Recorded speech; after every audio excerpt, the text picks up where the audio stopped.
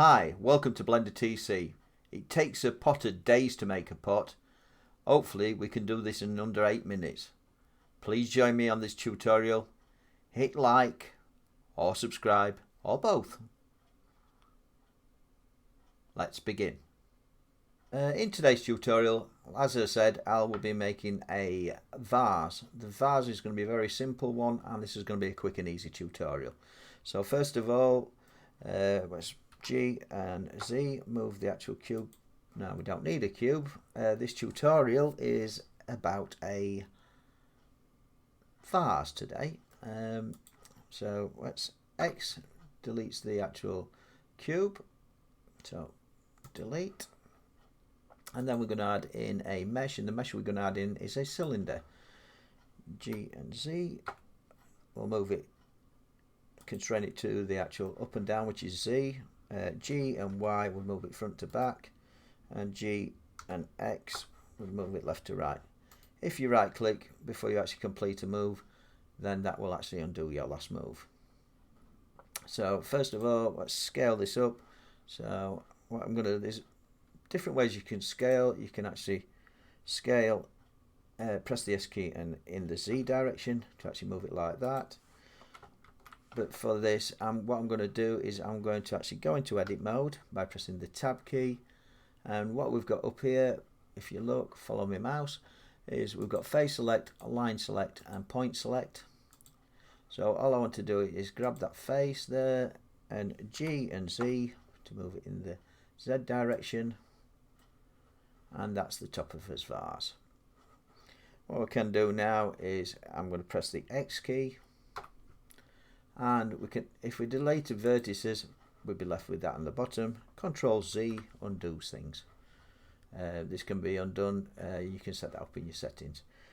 So at the minute I've got my undo set to 250 because you never know. It also enables you to actually undo things when you've done them wrong as well. So X to delete the face, so we'll delete the face, and we'll Control R, and we'll cut this into 3, and we'll move this up to the top.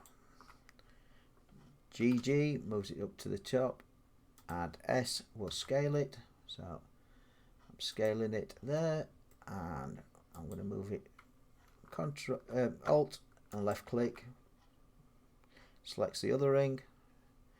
GG moves it down and scale it down again, so I'm making the bottom of my vase. And the next one is Alt left click, GG, move it down to about there. I'll scale this up, and now here's the magic.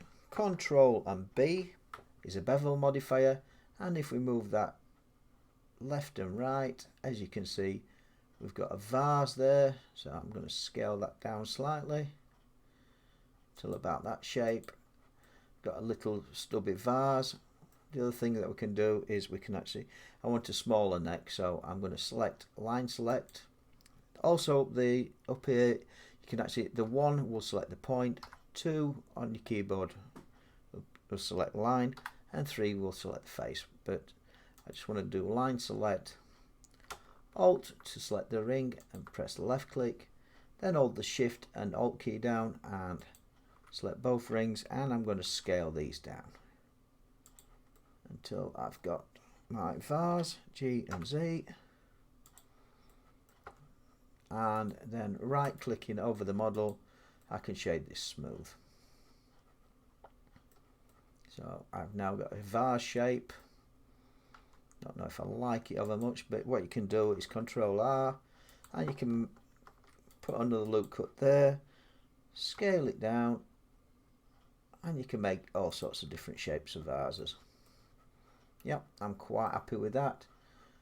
What I'm going to do is select on here, go into Madcap, and I'm just going to select that. As you can see, we've now got a vase. It's up to you whether you can actually add you can make this anything you want. So if I go into here, I'll add a new material. So new material, make it a red vase or pink vase. No, I don't like pink. I'm gonna go for blue, and I'm gonna increase the metallic so make it shiny. And if I were to actually take the roughness down, the roughness depends how shiny it actually is. So I'll take the shine right down, and we've got now a ceramic tart vase. The only problem is it's got no thickness, so it's only got an hair's thickness. That's where modifiers come in. So the easiest way to actually add a thickness to it, rather than actually selecting all the faces, is to just hit the wrench here, or the spanner if you're English, add a modifier, and solidify modifier. The solidify modifier adds a thickness to things. So I increase this to 4. As you can see, we've now got a bit of thickness, and it also rounds it off partially. And I'm going to go for even thickness, but you can mess about with these settings if you wish. There we are, that's my vase complete. All I've got to do is apply the modifiers, and there you are. If you want this material to be glass, that's quite easily done. What you do is go down to blend mode down here. Just let me increase this so we can see it easier. Oopsie daisy.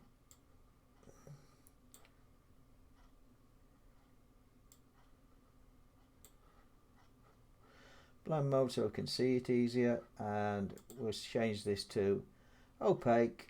No, we won't. We'll change it to alpha blend, and we'll change this to alpha clip. And as you can see, that's becoming see-through. And to actually, if you increase the IR and mess about with the clear coats and all sorts of different things and the sheen, you can keep playing around with this until you get the desired effect and you actually achieve your glass vase. At the minute it's a bit chunky, so you could add another modifier to make it even smoother, and add a modifier, subdivide surface, and as you can see, that becomes a proper glass jar, even with a nice little distortion on the base here, just to make it look that little bit more realistic. There you go. Nice, quick and easy tutorial. Please have fun making vases. Hit the like button or subscribe. This is Blender TC signing off.